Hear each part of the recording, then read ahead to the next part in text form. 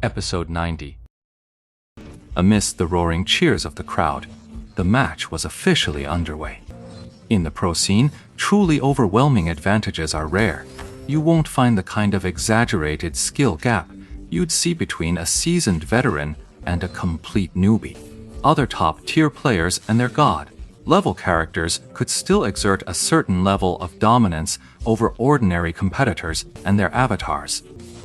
But So Muching and her dancing rain hadn't reached that level yet, but by comparison, Zhao Ji and his starry sword were still a notch below.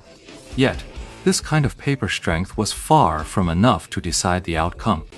In this one, on one match, either fighter's victory would be far from a shock. A player's performance on the day can either widen the gap on paper, or close it, even overturn it completely. Ultimately, this is a competition centered on the player. Even the most legendary character is only as good as the person at the controls. Even the strongest players have their off days, moments of weakness where they can be defeated. And in this era of dazzling stars, a line as flashy as invincibility is so lonely, has been sealed away for a long time. Alright, beauty sir, here I come. A text box popped up beside the match broadcast feed, displaying a message sent by Star Sword. That's right. In Glory, while opposing teams can't use voice chat, they can still communicate via text. The match arena has only this one public chat channel, and this text-based communication, with no words filtered out, is broadcast directly to the audience.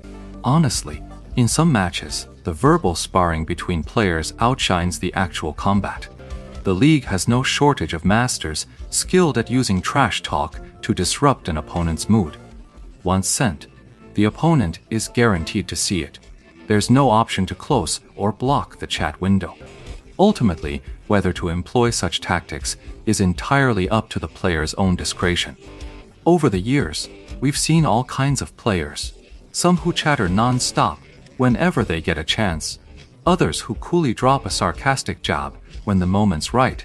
Those who stay silent and guarded from start to finish. And even those who just spew pure filth, flooding the screen with insults about the other guy's family and their reproductive parts. While this last type of trash talk doesn't get censored, the player will definitely face punishment from the league.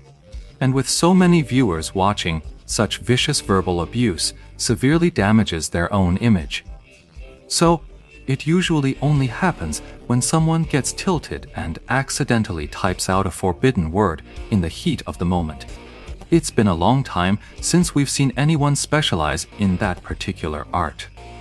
Zhao Ji's opening line carried a teasing undertone. The fans in the happy internet cafe immediately erupted, roaring to take him down in seconds. So Mochen, however, just sent a smiling emoji and a single line of Shar. Zhao Ji seemed to have little verbal bite beyond that opening line, immediately drawing his arrow to attack. Star Sword was a blade master, while Dancing Rain was a launcher, a classic pairing of melee and ranged specialists.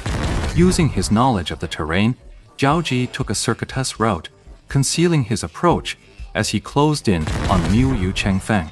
Why was Zhao Ji so familiar with the map? Because the Glory Pro League's preseason uses a double round-robin format with home and away matches.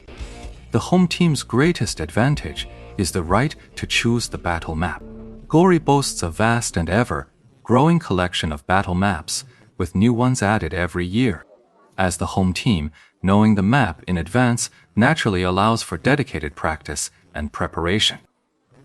The away team might have played this map before, but they obviously wouldn't have drilled it with the same targeted focus as the home side.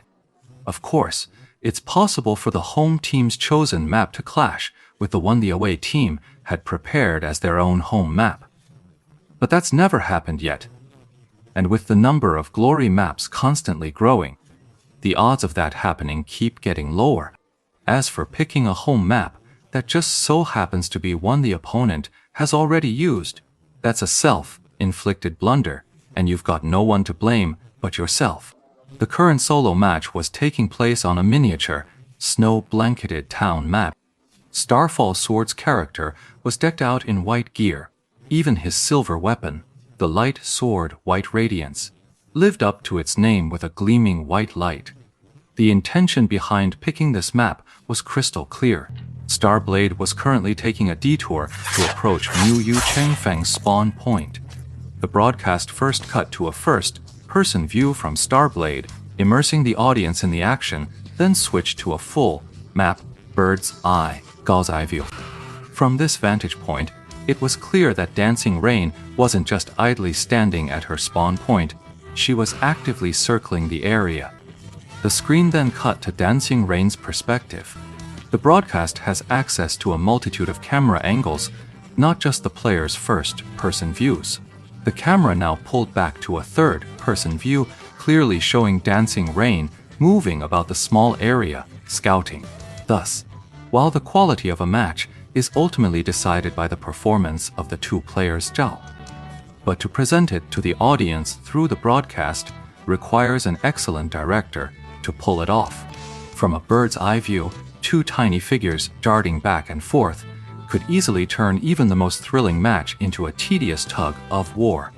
But this broadcast director clearly has serious skill.